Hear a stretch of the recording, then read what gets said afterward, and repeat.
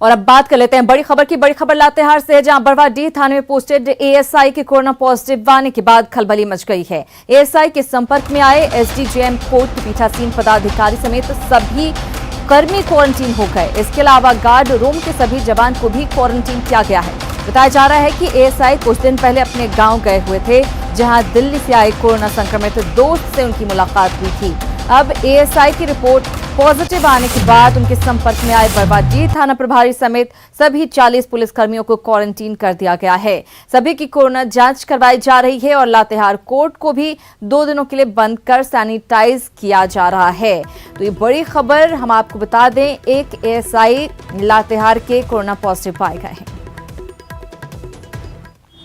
लातेहार जिले के बरवाडीह थाना में पदस्थापित एएसआई का कोरोना पॉजिटिव आने के बाद लातेहार जिले में कहीं ना कहीं खलबली सी मच गई है और लोग काफ़ी परेशान नज़र आ रहे हैं। जहां जहां एएसआई गए थे वहां पे लोग क्वारंटीन किया जा रहा है लोगों को, वहीं सैनिटाइजेशन का भी काम किया जा रहा है। उसी दौरान व्यवहार न्यायालय को भी 2 दिनों के लिए बंद किया गया है। हमारे साथ अधिवक्ता है, वरीय अधिवक्ता, हम इनसे जानना चाहेंगे कि कोर्ट परिसर को बंद कर दिया गया है, क्या स्थिति है? एक्चुअली हुआ है, बरवाडीह के एक एएसआई हैं, उनका पॉजिटिव जांच में पाया गया तो उनकी ट्रैवल हिस्ट्री जो थी वो ली गई। इसी क्रम में यह भी बात सामने आई कि वो 2 दिन पहले एक बंदी को लेकर के रिमांड करने के लिए सिविल कोर्ट आए थे। तो वो जिस कोर्ट में बंदी को प्रस्तुत किया गया, उस कोर्ट के पीठासीन पदाधिकारी सहित सभी न्यायालय कर्मियों को क्वारंटीन किया गया। उनकी जांच चल रही है। इसी संदर्भ में प्रधान जिला एवं सत्र न्यायाधीश श्री विष्णुकांत सहाय साहब के निर्देश पर 2 दिनों के लिए कार्य बंद रखा गया है, आम वकीलों और आम लोगों के लिए। तो जैसा कि कोर्ट परिसर में वे बंदी को जमा करने आए थे तथा वो जिस जगह पे जिस कार्यालय में गए थे वहाँ पर भी सैनिटाइजेशन का काम करवाया गया है और लोग का कोरोना जांच भी करवाया जा रहा है। न्यूज़ 18 के लिए लातेहार से विकास तिवारी। झारखंड में कोरोना पॉजिटिव मरीजों की संख्या लगातार बढ़ती जा रही है। शुक्रवार को रांची में 27 और राज्य भर में 63 नए मामले मिलने के बाद झारखंड में पॉजिटिव मरीजों की संख्या 2697 हो गई है। रांची में 5 पुलिसकर्मी और सदर अस्पताल में तैनात एक होमगार्ड समेत 27 नए मरीज मिले हैं। रांची में मिले 27 मरीजों में 6 पुलिसकर्मी हैं। राज्य में पिछले 2 दिनों से मिल रहे ज्यादा मरीजों के कारण राज्य में संक्रमण का ग्रोथ रेट जहां 1% बढ़ गया है, वहीं साप्ताहिक डबलिंग रेट में 7 दिनों की कमी आई है। शुक्रवार को झारखंड में कोरोना के 63 नए केस मिलने के साथ ही कोरोना पॉजिटिव की संख्या बढ़कर 2697 हो गई है। लेकिन एक अहम बात रही कि कोरोना ने राजधानी रांची के कई थानों तक दस्तक दे दिया है। राजधानी रांची के बरियातू, धुरवा सहित कई जो थाने हैं वहां के पुलिसकर्मी कोरोना पॉजिटिव पाए गए हैं। रैंडम जांच की व्यवस्था की गई थी 1 तारीख को, जब 104 पुलिसकर्मियों ने अपना सैंपल दिया था। उसमें से 5 सैंपल जो अलग अलग थानों के हैं वो पॉजिटिव निकले हैं। वरीय पदाधिकारी के आदेशानुसार सभी थाने से रैंडमली किसी को उठाया गया था चेकअप करवाने के लिए। उसी क्रम में हमारे यहाँ के मुंशी को बुलाया गया था चेकअप के लिए। उनका पॉजिटिव आया है, उनको कल आइसोलेट कर दिया गया है। आज सभी पदाधिकारियों एवं पुलिसकर्मियों का कोरोना सैंपल लिया जाएगा।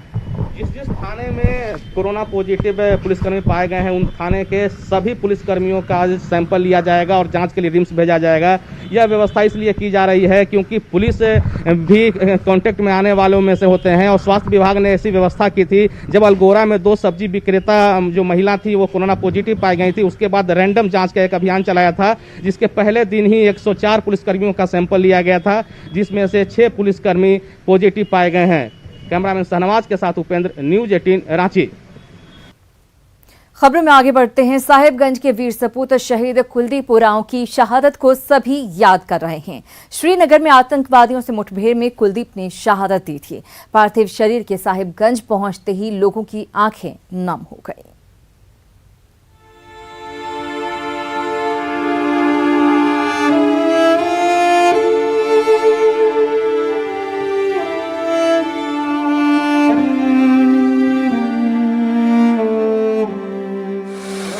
श्रीनगर में आतंकियों से मुठभेड़ में शहीद जवान का पार्थिव शरीर साहिबगंज पहुंचते ही माहौल गमगीन हो गया।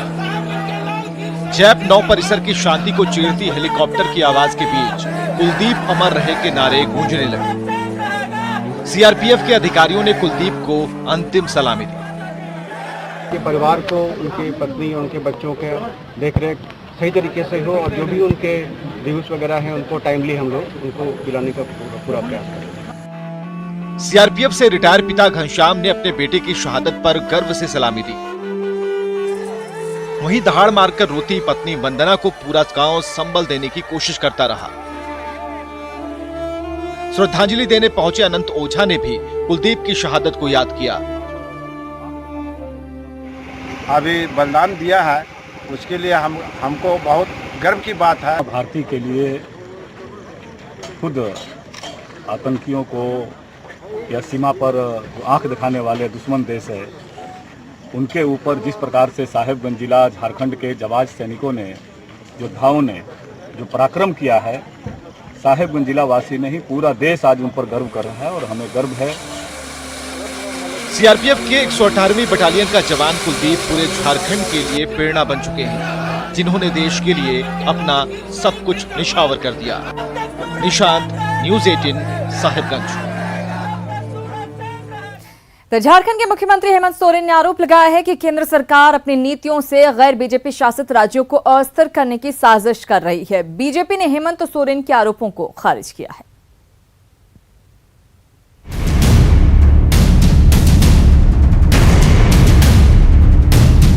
झारखंड के मुख्यमंत्री हेमंत सोरेन ने केंद्र सरकार पर बड़ा आरोप लगाया है। हेमंत सोरेन का कहना है कि केंद्र सरकार की कथनी और करनी में अंतर है। देश में बन रही नीतियों को ध्यान से देखने पर ऐसा लगता है कि केंद्र सरकार गैर बीजेपी शासित राज्यों को अस्थिर करना चाहती है। केंद्र सरकार नए स्वरूप बनाने का चेष्टा कर रही है। उस स्वरूप को देखने के बाद प्रथम दृष्टया में मुझे ऐसा प्रतीत हुआ है कि मुझे लगता है कि उस नए विद्युतीकरण के स्वरूप से राज्य सरकार जो गैर बीजेपी शासित राज्य हैं उनको अस्थिर करने का एक षड्यंत्र के रूप में देखा जा सकता है। हेमंत सोरेन के आरोप को बीजेपी ने सिरे से खारिज कर दिया। बीजेपी नेता और पूर्व मुख्यमंत्री रघुवर दास का कहना है कि सरकार ठीक से चला नहीं पा रहे हैं, तो सुर्खियों में बने रहने के लिए अनर्गल बयानबाजी कर रहे हैं। और इससे तो एक मोहल्ला ही नहीं संभल रहा। अब ये केंद्र की राजनीति का ख्वाब देख रहे हैं और बयानबाजी देकर सुर्खियों में रहना 6 महीने में जनता ही देख रही है और इस सरकार से जनता काफी हताश और निराश और उब चुकी है और इसको ढकने के लिए वो केंद्र सरकार पर अनगनल आरोप लगा रहे हैं। जेएमएम महासचिव विनोद पांडे ने सीएम के आरोप को 100% सच बताया है। विनोद पांडे का कहना है कि गैर बीजेपी शासित प्रदेशों से बीजेपी सौतेला व्यवहार करती है। जो भी गैर भाजपा शासित राज्य है वहाँ किस तरह से केंद्र सरकार के द्वारा या यूं कहें कि भारतीय जनता पार्टी के द्वारा उसको किसी न किसी तरह से परेशान करने का नियत सरकार का है और भारतीय जनता पार्टी का है। राज्य सरकार और केंद्र सरकार के बीच मनमुटाव पहली बार कोरोना संक्रमण के शुरुआती दिनों में सामने आया। तब भी मुख्यमंत्री ने सौतेला व्यवहार करने का इशारा जाहिर किया था। फिर जब ट्रेनों से मजदूरों को वापस लाया जा रहा था तब भी क्रेडिट लेने को लेकर बयानबाजी हुई थी। फिर डीवीसी ने बकाये भुगतान को लेकर बिजली काटने का अल्टीमेटम दिया। तब नाराजगी और बढ़ी और उसके बाद जब कोयले के निजीकरण की बात पर राज्य सरकार की सलाह को केंद्र ने दरकिनार कर दिया तो बात यहां तक पहुंच गई। रांची से संवाददाता उपेंद्र और संजय सिन्हा की रिपोर्ट।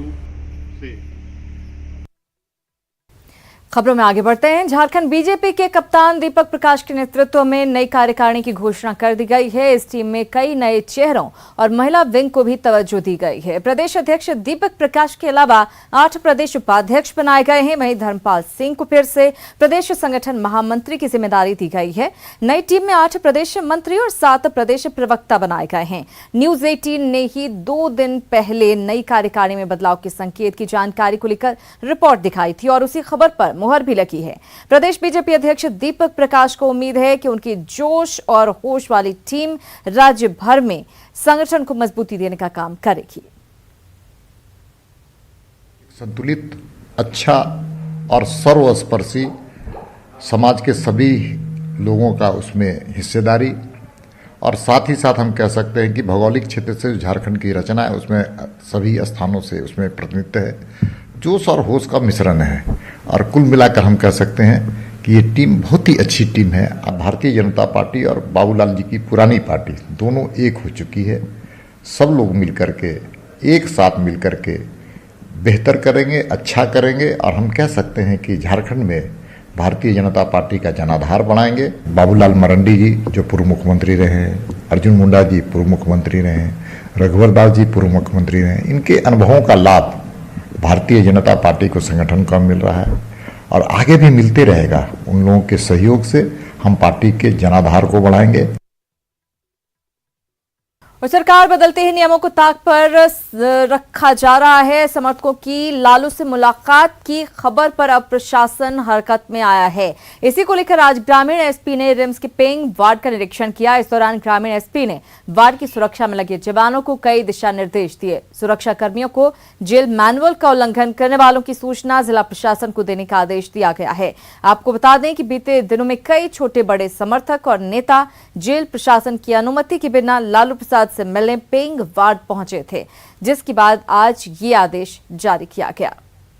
सहयोगी ओम प्रकाश हमारे साथ जुड़ गए हैं, उनसे लेंगे ज्यादा जानकारी। ओम प्रकाश, हमने देखा कि बीते कुछ दिनों में किस तरीके से लोग मिलने के लिए आ रहे थे लालू प्रसाद से, जबकि नियम है सिर्फ शनिवार को मिल सकते हैं, तो अब सख्ती बढ़ती जा रही है। शिरांदा बता दे कि सिर्फ शनिवार को मुलाकात का दिन तो तय था, लेकिन कोविड-19 जब से आया है उसे लेकर भी कई तरह के एहतियात जो है जेल प्रशासन की तरफ से रखे गए हैं। तो वो भी एक नियम है जिस वजह से अब लालू प्रसाद यादव से मिलना जुलना लोगों का आसान नहीं हो रहा है। तो इस वजह से एक तरह से कहा जाए तो लोग अब जो उनके समर्थक हैं वो बगैर अनुमति के ही उनसे मिल रहे थे, जिसमें पिछले दिनों हमने देखा था कि सुनील सिंह जो बिहार में नवनिर्वाचित एमएलसी थे वो भी आकर लालू प्रसाद यादव से मुलाकात की थी। तो जिसे देखते हुए इस तरह की तमाम कई छोटे बड़े नेता भी वहां पर पहुंचे थे, जिसकी जानकारी मिलने के बाद आज ग्रामीण एसपी वहां पर पहुंचे और तमाम सुरक्षा इंतजामात की जो निरीक्षण है वो किया। इसके साथ ही तमाम तरह के दिशा निर्देश भी जवानों को दिए कि किसी भी तरह से जेल मैनुअल का उल्लंघन न हो। अगर इस तरह की कोई भी बात आती है तो उसकी सूचना वरीय अधिकारियों को दें। तो इस तरह की हिदायतें जो है वो जिला प्रशासन के पुलिस प्रशासन के द्वारा दी गई हैं। बिल्कुल, यानी कि सख्ती अब साफ साफ बढ़ा दी गई। ओम प्रकाश, बहुत धन्यवाद इस जानकारी के लिए। यानी कि लालू प्रसाद के समर्थकों के लिए अब उनसे मिलना इतना आसान नहीं होगा। प्रदेश कांग्रेस मुख्यालय में झारखंड प्रदेश कांग्रेस कमेटी अल्पसंख्यक विभाग की बैठक आयोजित की गई। इसकी अध्यक्षता प्रदेश कांग्रेस अल्पसंख्यक विभाग के अध्यक्ष शकील अख्तर अंसारी ने की। इस बैठक में बतौर मुख्य अतिथि कांग्रेस विधायक दल के नेता और ग्रामीण विकास मंत्री आलमगीर आलम रहे। बैठक में मदरसा शिक्षकों सहित अल्पसंख्यकों की परेशानी पर चर्चा हुई, जिस पर मंत्री आलमगीर आलम ने जल्द मांगों को पूरा करने का भरोसा दिलाया। फिर आजीविका की बात उठी। दोनों चीज़ों पर हम लोग काम कर रहे थे। अभी समय भी अनुकूल में नहीं है, फिर भी इन लोगों का जो समस्या अभी मेरे सामने रखा जा रहा है, सरकार उस पर गंभीरता से विचार करते हुए सभी चीज़ों का सॉर्ट आउट करने की कोशिश करेगी। जहाँ तक मदरसा शिक्षकों के वेतन जो 39 महीना से भुगतान नहीं हुआ है, और मुझे जहाँ तक पता है कि माननीय मुख्यमंत्री जी ने इसको स्वीकृति दे दिया है और ये रास्ता साफ हो गया है। जो 183 मदरसा के शिक्षकों के लंबित वेतन बहुत जल्द उसके खाता में चला जाएगा। इधर कॉमर्शियल माइनिंग के विरोध में धनबाद में हड़ताल के तीसरे दिन भी विरोध जारी रहा। कई कोलियरी आज भी बंद रहे और कर्मचारियों ने कोलियरी गेट के सामने जोरदार प्रदर्शन किया। विरोध कर रहे कर्मचारियों ने अविलंब कॉमर्शियल माइनिंग की नई नीति को वापस लेने की मांग की। विरोध प्रदर्शन के दौरान ही भोजूडीह बासरी में गलत टाइम पर हाजिरी बनवाने का आरोप लगाते हुए हंगामा किया। मजदूरों के हंगामे को गलत बताते हुए योजना पदाधिकारी ने नियम के अनुसार हाजिरी बनाने की बात कही है।